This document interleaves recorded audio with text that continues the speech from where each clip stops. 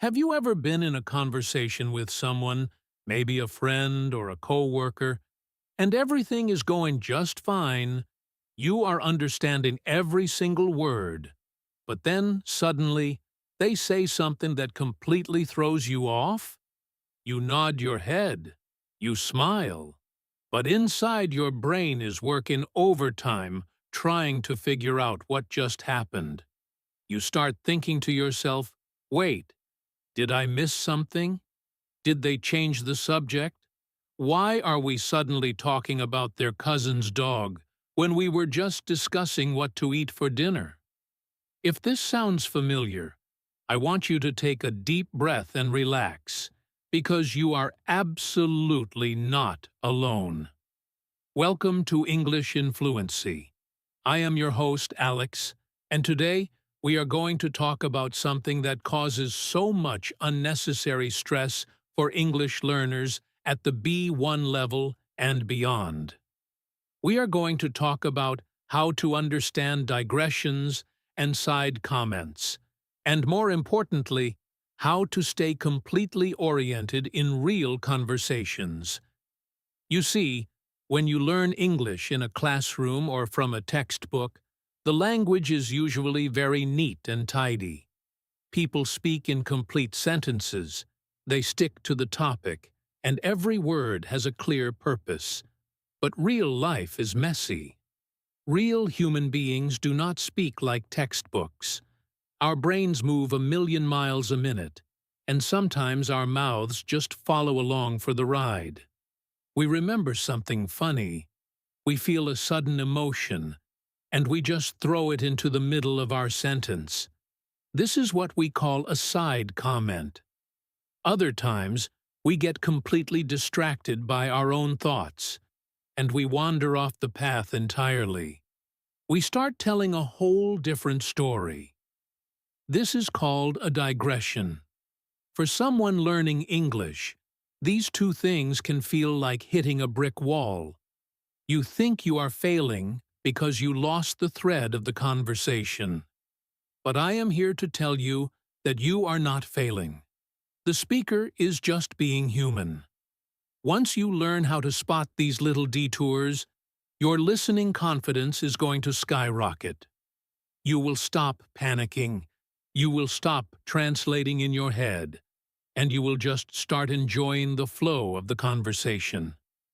So grab a cup of coffee, get comfortable, and let me show you exactly how real people actually talk. Let us start with the smaller of the two obstacles, which is the side comment. A side comment is basically a little extra piece of information that a speaker adds to a sentence, but it is not the main point of the sentence. In writing, we put these inside parentheses or between two dashes. But in speaking, we just say them, usually with a slightly lower voice or a faster speed. Imagine your friend says to you, "I went to the new coffee shop on Elm Street," which by the way is way too expensive for what they give you, "to get a latte." Now, what is the main point of this sentence? The main point is simply that the person went to the coffee shop to get a latte. The part about it being too expensive is just a side comment. It is an opinion that popped into their head, and they threw it in. If you are a B1 learner listening to this, your brain might suddenly focus heavily on the expensive part. You might start thinking, "Oh no, is the coffee bad? Should I not go there?" And then the person keeps talking, and you have missed the next 3 sentences because you got stuck on the side comment. The trick here is to train your brain to treat side comments like background noise. You hear them, you acknowledge them, but you do not let them take the steering wheel. You keep your focus on the main road. Let me give you another example to make this really clear. Picture a scenario where a woman named Sarah is talking to her friend Marcus about a movie they just saw. Sarah says, "The ending of the movie was really surprising, at least it was for me, because I did not read the book, and it totally changed how I felt about the main character. Now, Sarah is giving you a lot of information here, but if we strip away the side comment, the main point is just that the ending was surprising and it changed her feelings about the character. The part where she says, "At least it was for me because I did not read the book," is a side comment. She is just clarifying her experience so she does not sound like she is speaking for everyone. When you hear phrases like, "by the way," "at least for me," "to be honest," or "honestly," your brain should immediately light up and say, "Ah, here comes a side comment. I am going to listen to it, but I am not going to stress about it. I am going to wait for the main sentence to finish." When you practice this, you will notice that native speakers actually pause slightly before and after a side comment, almost as if they are putting invisible brackets around it. If you can train your ear to hear those tiny pauses, you will never get lost again. Now that we have side comments under control, we need to tackle the big one, the digression. A digression is when the speaker completely leaves the main topic and starts talking about something entirely different. This can last for a few seconds, or it can last for 5 minutes. This is where most English learners feel like they are drowning. You are having a conversation about planning a vacation, and suddenly the person is telling you a detailed story about a bad experience they had at an airport 10 years ago. You sit there smiling and nodding, but inside you are screaming, "How did we get here? And how do we get back to the vacation planning?"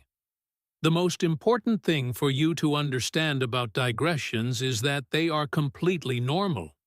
English speakers, especially in casual situations, love to associate one idea with another. One word triggers a memory, and off they go. But here is the beautiful secret about digressions. The person who went on the digression always knows how to get back. You do not need to do anything. You just have to wait for what I call the return phrase. A return phrase is exactly what it sounds like. It is a special set of words that the speaker uses to apologize for going off topic and to steer the conversation back to where it started. When you hear a return phrase, your brain can relax because it knows the detour is over. Let me paint a picture for you. Imagine two co-workers, Chloe and Daniel, are discussing a new software program they have to use at work. Daniel says, "So the new software is pretty hard to use, especially the part where you have to save your files. Which reminds me, I absolutely have to tell you about what happened to my computer yesterday. I spilled coffee all over the keyboard, and the screen went completely black. And I thought I lost everything. I was so panicked, I literally almost cried. But anyway, like I was saying, the saving part of the new software is really confusing. Do you see what happened there?" Daniel went on a massive digression about his coffee spill. But because he used the phrase "but anyway," like I was saying, Chloe, and you as the listener, instantly know that the coffee story is over, and we are back to the software. There are so many of these return phrases in English, and learning them is like having a secret map to the conversation.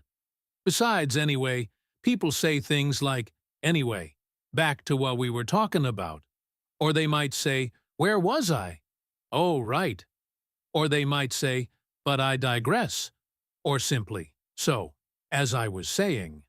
Sometimes people just say, "Anyway," and leave it at that.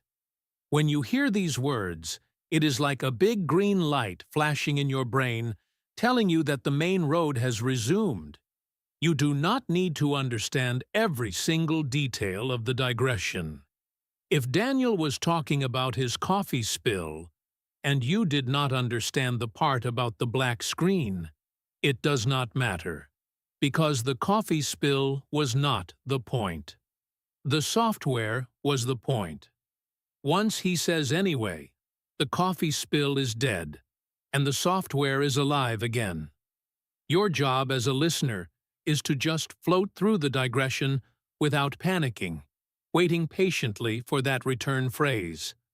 Let us do a deeper practice with this, because I really want this to sink in. I am going to tell you a short story, as if I am just talking to you casually. And I am going to include both side comments and a long digression. I want you to close your eyes if you can, or just lean back and listen. Do not try to memorize anything. Just listen to the rhythm of my voice and see if you can spot the side comments and the big digression. Here we go. I was thinking about going to the grocery store later, which is something I honestly hate doing on a Saturday, because it is always so crowded, but we really need some milk. Oh, speaking of milk, that reminds me of the time I tried to make my own almond milk at home. I bought a huge bag of almonds, and I soaked them overnight, and then I blended them with water, and it was a complete disaster. It tasted like dirty water, and it separated in the fridge. I watched so many videos online, and everyone made it look so easy, but I swear I am just terrible at making things from scratch. My sister, on the other hand, she makes everything. She makes her own bread, her own cheese, she even makes her own soap. I do not know how she has the time, but anyway, like I was saying, I need to go to the store to get milk for our coffee tomorrow. All right, let us break that down together. First, did you catch the side comment? I said I was thinking about going to the store, and then I added, which is something I honestly hate doing on a Saturday. That was a side comment. It gave you a little extra information about my feelings, but it was not the main point. The main point was just that I needed to go to the store. Now, what about the digression? As soon as I said the word milk, I used the phrase, "Oh, speaking of milk, that reminds me." That is a classic digression trigger. From that moment on, I was no longer talking about the grocery store. I was talking about making almond milk, and then my sister making soap. It was completely off topic. But did you notice the end? I said, but anyway, like I was saying, I need to go to the store to get milk for our coffee tomorrow. That was the return phrase. That was the moment the detour ended. If you were listening to that, and you got confused during the almond milk part, that is totally fine. The moment I said anyway, you were safely back on the main road. This is how you stay oriented. You do not fight the digression, you just ride it out until the speaker brings you home. Now, I want to talk about why people do this, because understanding the psychology behind it makes it much less frustrating. When we speak, we are not just transferring data like a computer. We are expressing our personality. Side comments are a way for us to show our feelings about a topic without changing the topic. If I say, the meeting was really long, and honestly it was a complete waste of time, the side comment shows you my attitude. It builds a connection between us because I am sharing my true opinion. Digressions, on the other hand, are usually driven by excitement or association. When someone goes on a digression, it is often because a word you said sparked a strong memory in their brain, and their excitement overrides their sense of staying on topic. It is actually a compliment in a way, because it means they feel comfortable enough with you to let their mind wander. When you understand this, You stop seeing digressions as an obstacle, and you start seeing them as a window into the other person's personality. You are not just learning English anymore. You are learning how human beings use English to connect. Let us try another exercise, but this time I want you to listen for the emotional tone of the side comments and the triggers for the digressions. Imagine a man named Oliver is talking to his neighbor, Sophia, about a tree in his yard. Oliver says, "We are probably going to have to cut down that old oak tree in the backyard, which makes me really sad, because I have lived here for 20 years. But the roots are starting to destroy the foundation of the house. You know, talking about the house foundation, I completely forgot to tell you about the plumber we hired last month. He was the most ridiculous person I have ever met. He showed up 3 hours late, he was wearing a bright pink shirt, and he spent 2 hours looking at the pipes without actually fixing anything. He tried to charge us $200 just for looking at the pipes. Can you believe that? I was so angry I almost called the police. But my wife told me to just calm down, so I paid him half and told him to leave. But anyway, I am getting off track. The point is that the tree roots are a serious problem for the house. Let us look at the anatomy of that conversation. Oliver starts with the main point, the tree. He adds a side comment, which makes me really sad because I have lived here for 20 years. That side comment is full of emotion. It is heavy. If you are listening, you can hear the sadness in the words. But it does not change the fact that the tree is coming down. Then, Oliver hits a trigger word. He says, foundation. Boom. His brain associates foundation with the plumber who worked on the foundation. He uses the trigger phrase, you know, talking about the house foundation, I completely forgot to tell you. And off he goes, on a digression about the plumber in the pink shirt. This digression is full of anger and frustration. It is a completely different emotion from the sadness about the tree. If you are a B1 learner, this sudden shift from sadness to anger about a totally different topic can make you feel dizzy. You might think, why is he so angry about the tree now? But he is not angry about the tree. He is angry about the plumber. You just have to hold on and wait. Finally, Oliver uses a beautiful return phrase. He says, but anyway, I am getting off track, the point is. That is a gold mine of a return phrase. When someone says the point is, you know the digression is officially over, and they are about to give you the main information again. I want to give you a few more of these return phrases, because I really want you to memorize them. They are your lifeline. If you hear someone say, to get back to the main point, you are safe. If you hear anyway, what I was trying to say is, you are safe. If you hear, so, back to the topic, you are safe. If you hear, I am sorry, I completely went off on a tangent there. Where was I? You are safe.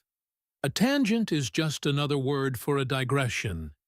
It comes from math, like a line touching a curve and going off in a different direction, but in conversation, it means the same thing. You might also hear someone say, anyway, I will stop rambling. Rambling means talking continuously without a clear purpose. So if they say, I will stop rambling, the ramble is over. I highly recommend that you take a piece of paper right now, or just make a mental note and write down these phrases. Anyway, back to what I was saying. Where was I? Oh, right. To make a long story short, the point is, but I digress. If you have these phrases locked in your brain, you will never feel lost in a conversation again. You will just think, ah, They are rambling. I will just wait for the return phrase. Now I want to push this a little further because there is one very tricky situation we have not talked about yet, and I really want to prepare you for it. We talked about how to spot a side comment, and we talked about how to survive a digression by waiting for that magic return phrase like anyway, or back to what I was saying. But what happens if the person makes a digression and they completely forget to use a return phrase? What happens if they just keep talking about the tangent and 5 minutes go by and you realize they are never going to bring you back to the main topic? This is the moment where a lot of English learners freeze. You are sitting there, you have no idea how to get the conversation back on track, and you just smile and nod until the other person stops talking. You do not have to do this anymore. When you reach a B1 level, you have the power to gently take the steering wheel and drive the conversation back to the right road yourself. Let me explain what I mean. When someone goes on a long digression and forgets how to get back, they are usually just a little bit embarrassed. They know they were talking too much, but they do not know how to stop. If you just sit there in silence, the conversation dies. But you can rescue them, and you can rescue yourself by using what I like to call a polite rescue phrase. A polite rescue phrase is a sentence that validates what the person just said, but then immediately swings the conversation back to the original topic. It makes you sound incredibly fluent, incredibly polite, and very confident. Let us look at some examples of how you can do this. Imagine your friend starts talking about buying a new car and then digresses into a 20-minute story about how much he hates his current landlord. He finishes the story about the landlord and just sits there. You can say, "Wow, that sounds really frustrating with your landlord. But hey, going back to the car, do you think you are going to buy the blue one or the red one? Do you see how smooth that is?" You acknowledge the digression by saying that sounds frustrating, which shows you were listening and you care. But then you use the phrase going back to, and you took the conversation right back to the cars. You saved the day. Here are a few other rescue phrases you can use. You can say, "That is a crazy story. Anyway, I wanted to ask you about the car." Or you can say, "I totally get that." Just to change the subject a bit, "What are you going to do about the car?" Or you can say, "Oh wow, I completely forgot about that. Anyway, tell me more about the car you want to buy."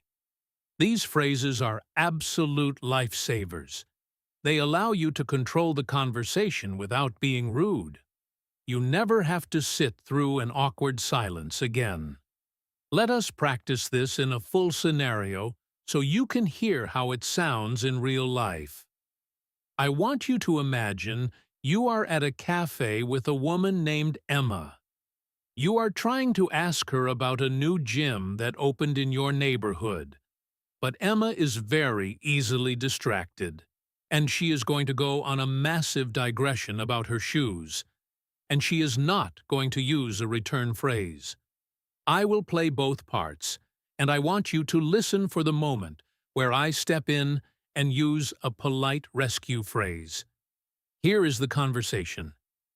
You say to Emma, "Hey Emma, have you been to that new gym on Oak Street?" Emma replies, "Oh, the new gym? Yes. I walked past it yesterday.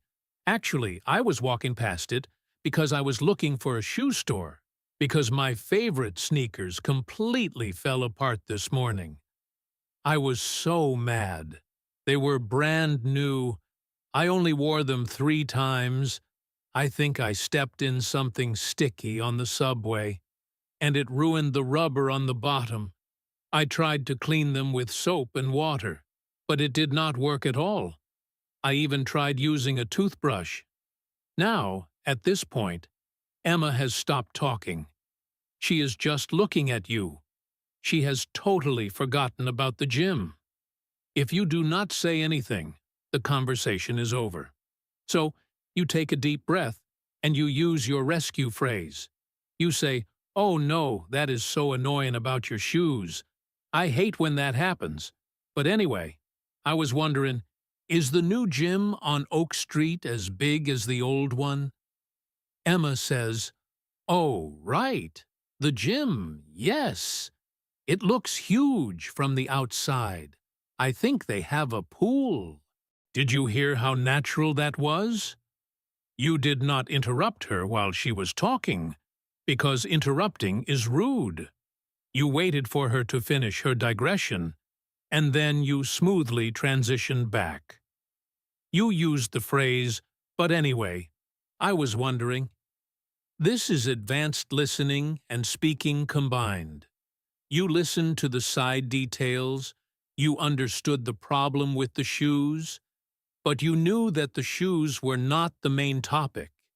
You kept the main topic alive in your brain, and when the time was right, you brought it back to life. This is exactly what fluent speakers do. They hold the structure of the conversation in their heads, even when the other person loses it. I want to share one more secret with you about side comments and digressions, and this is something that very few teachers talk about. Sometimes people use side comments to soften bad news or to make a criticism sound less harsh. In English culture, we often try to be polite and avoid direct conflict. So instead of just saying something negative, we hide it inside a side comment. For example, imagine your boss says to you, "Your presentation was very interesting, although I think maybe the slides were a little hard to read, so we should probably fix them before the meeting." The main point of the sentence is that you need to fix the slides. But the boss puts the criticism inside the side comment, starting with "although." If you are not listening for the structure of the sentence, you might just hear the word "interesting" and think you did a great job.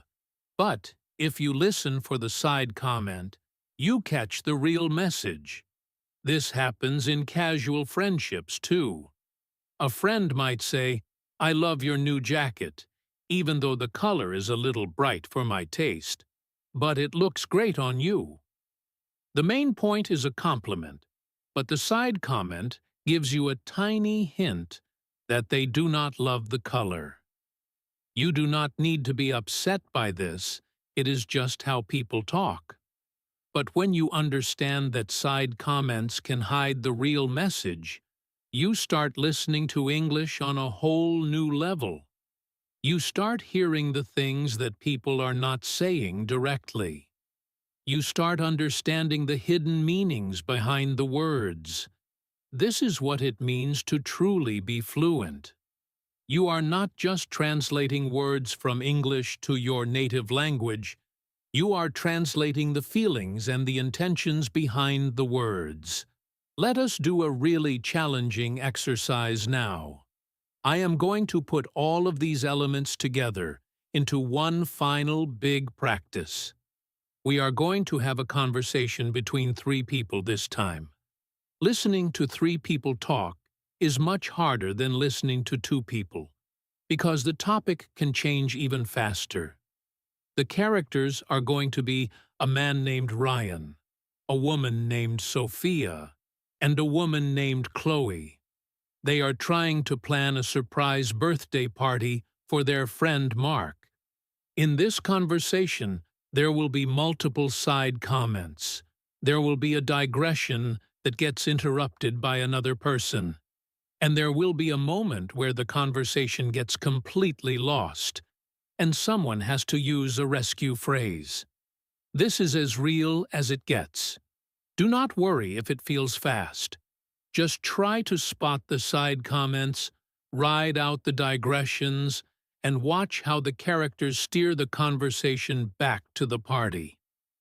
Close your eyes and just listen to the flow. Ryan starts by saying, "We need to figure out what time the surprise party is going to start, which is going to be pretty difficult because Mark never follows a schedule, but I think 8 o'clock is a safe bet."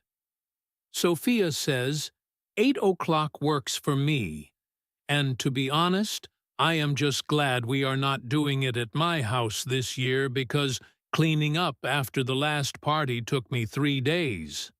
Chloe says, "Yeah, your house was a mess, but in a fun way. Anyway, what kind of cake are we getting?" Ryan says, "I was thinking we could get that chocolate cake from the bakery downtown, which, by the way, is incredibly expensive, so we will all need to split the cost, but it is totally worth it." Sophia says, "Oh, the bakery downtown. I love that place. Although the last time I went there, they forgot my order, and I had to wait for 20 minutes. Speaking of waiting, I had to wait at the doctor's office for 2 hours yesterday. It was ridiculous. I sat there reading a magazine from 2010, and the air conditioning was broken, so I was sweating the whole time. I finally just walked out." Chloe interrupts and says, "Oh man, that sounds awful. But sorry to cut you off, Sophia. We really need to decide on the cake right now, because the bakery closes in an hour." Ryan says, "Right, sorry. So the chocolate cake, should we get the big size or the small size?" Sophia says, "Definitely the big size. Let us take a breath and look at that beautiful mess." First, Ryan gave us a side comment right away. He said they need to figure out the time and added, "which is going to be pretty difficult because Mark never follows a schedule." Just a little extra frustration slipped in. Then Sophia gave a side comment when she agreed to 8 o'clock, saying, "And to be honest, I am just glad we are not doing it at my house this year." That was a side comment full of relief. Then Chloe jumped in and agreed about the house being a mess. But she quickly used an "anyway" phrase to bring it back to the cake. That was a quick return. Then Ryan brought up the chocolate cake and added another side comment, which, by the way, is incredibly expensive, so we will all need to split the cost. That was a side comment with a warning about money. Then Sophia heard the word bakery, and she used a classic digression trigger. She said, "Although the last time I went there, they forgot my order." That was a mini digression about bad service. But then she used an even bigger trigger. She said, "Speaking of waiting," boom! A massive digression about the doctor's office, a magazine from 2010, and broken air conditioning. She was totally lost in the story. She never used a return phrase. But did the conversation die? No, because Chloe was listening like a fluent speaker. Chloe waited for a tiny pause in the story, and she used a rescue phrase. She said, "That sounds awful, but sorry to cut you off, Sophia. We really need to decide on the cake right now." She rescued the conversation. She acknowledged Sophia's bad experience, but she firmly pulled the topic back to the party. And because she did that, Ryan was able to jump right back in and ask about the cake size. If you can listen to a 3-person conversation like that and not get overwhelmed, you are doing amazing. You are truly developing natural English ears. I know it might feel like a lot to process right now, but I promise you, the more you practice listening this way, the more automatic it becomes. You will stop hearing English as a string of individual words that you have to translate. and you will start hearing it as blocks of meaning. You will hear a side comment, and your brain will just automatically file it away as extra information. You will hear a digression trigger, and your brain will just relax and say, "Okay, story time, I will wait for the return phrase." And if the return phrase never comes, you will not panic, because you know you have your polite rescue phrases ready to go. Before we finish up completely, I want to leave you with one last thought that I hope you carry with you on your entire English journey. We have spent a lot of time today talking about the mechanics of a conversation. We talked about the clues, the triggers, the return phrases, and the rescue phrases. Those are amazing tools, and I know you are going to use them. But I want to talk about something deeper today. I want to talk about the feeling of fluency. When you first start learning English, you probably think that being fluent means never making a mistake. You think it means knowing every word in the dictionary and speaking in perfect straight lines without ever stopping. But that is a myth. True fluency is not about being perfect. True fluency is about being comfortable. It is about feeling completely at ease even when things get messy. Think about how you speak your native language. When you talk to your family or your best friends, do you speak in perfect sentences? Probably not. You stop, you start over, you laugh in the middle of a word, you add random thoughts, and you go off on tangents. And nobody judges you for it. In fact, that is what makes the conversation fun. If someone spoke to you in perfectly structured sentences all the time, it would feel weird. It would feel like they were reading from a script. So why should you expect English to be any different? When you can accept that real English is messy, you take a massive weight off your shoulders. You stop trying to control the language, and you start just enjoying it. You realize that a conversation is not a test you have to pass. It is just two humans sharing ideas, and sometimes those ideas bump into each other. I want you to imagine a scenario where you are sitting on a park bench on a beautiful sunny day. A stranger sits down next to you, and they start talking to you about the weather. They say, "It is so hot today," which is funny because last week it was freezing. I actually had to dig my winter coat out of the closet. And that reminds me of the time my brother hid my winter coat when we were kids as a joke, and I had to go to school wearing a sweater. Now, a few months ago, if you were at a B1 level, and someone said all of that to you, your heart might have started beating fast. You might have thought, "Wait, what does the brother have to do with the weather? Why are we talking about a coat?" But listen to yourself right now. After practicing with me today, you hear that sentence and you just smile. You hear the side comment about last week being freezing, and you just let it go. You hear the digression trigger about the brother, and you think, "Oh, here comes a funny story."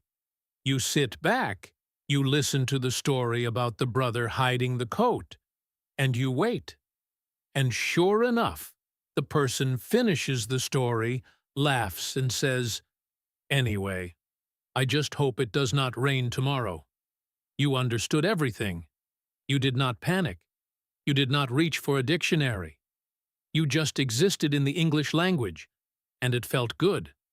That park bench moment is exactly what you are working toward. That is the real world, and you are so close to mastering it. The next time you turn on an English podcast or you find yourself talking to an English speaker, I want you to actively invite the messiness. Do not be afraid of the side comments. Do not run away from the digressions. When someone goes off topic, challenge yourself to see how long you can just listen without getting stressed. See if you can spot the exact word that triggered the detour. Make it a fun game inside your head. When you change your mindset from stressed student to curious observer, your brain absorbs the language so much faster. You stop blocking the English out of fear, and you let it wash over you. I also want to remind you that native speakers love it when you can follow their messy conversations. If you are talking to someone and they go on a long digression, and they finally stop and say, "Oh my gosh, I am so sorry. I totally lost my train of thought," and you just smile and use one of your rescue phrases to bring it back, they will be amazed. They will think you are incredibly fluent, not because you used a big fancy word, but because you understood the social rhythm of the language. You understood the unwritten rules. You will feel so proud of yourself in that moment. It is one of the best feelings in the world. I want to talk a little bit about the tone of voice, because that is a massive clue that textbooks cannot teach you. When a native English speaker makes a side comment, their voice usually changes. Sometimes they speak a little faster, like they are trying to sneak the extra information in before they forget it.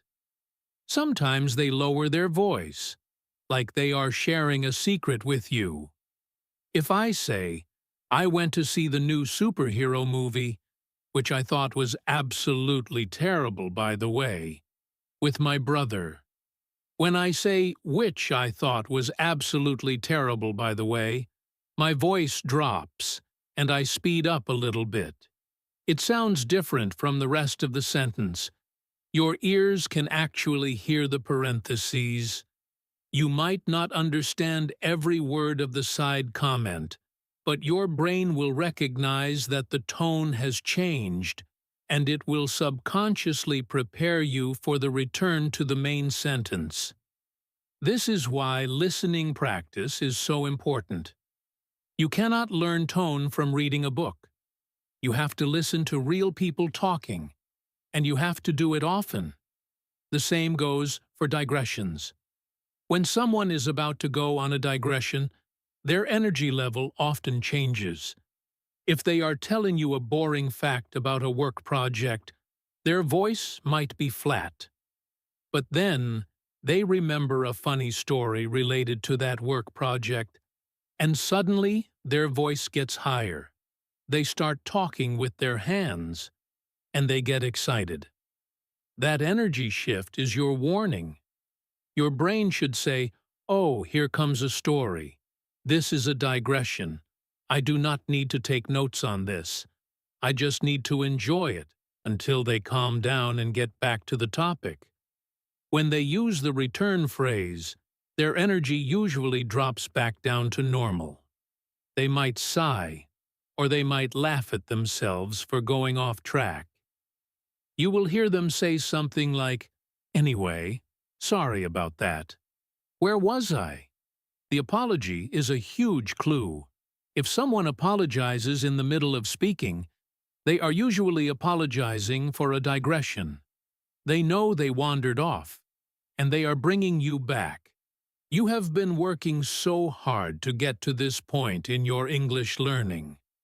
Learning a language is a marathon, and sometimes it feels like you are running uphill. But you have made it to the B1 level, and that is something to celebrate. You have crossed the bridge from beginner to intermediate, and now you are polishing your skills to become advanced. Understanding digressions and side comments is the final piece of the puzzle for natural listening. Once you master this, you will be able to watch any movie, listen to any podcast, and join any group conversation without feeling left out. You will finally feel like you belong in the English-speaking world. I want to thank you from the bottom of my heart for spending this time with me, Alex, here at English in Fluency. Teaching you and helping you reach your goals is the best part of my day. I know how frustrating it can be to feel lost in a conversation. Taku, and I hope that today's lesson gives you the map you need to always find your way back. If this video helped you feel more confident, please do me a huge favor and hit that like button. It takes just 1 second, but it tells the YouTube algorithm that this channel is helping people, and it helps other students just like you find these lessons. If you have not subscribed yet, make sure you click the subscribe button right now and tap the little bell icon so you never miss a lesson. We have so much more to learn together, and I would be so sad if you missed out. I also want to see you in the comments section. Tell me about a time when you went on a digression in your own language, or tell me which rescue phrase is your favorite. I read every single comment, and I replied to as many as I can. We are building an amazing community here of real English learners, and I want you to be a big part of it. Keep practicing, keep listening to real English, and most importantly, be kind to yourself. You are doing an incredible job. The next time someone says, "Anyway," I want you to smile, because you will know exactly what is happening. You are fluent, you are confident, and you are ready for the real world.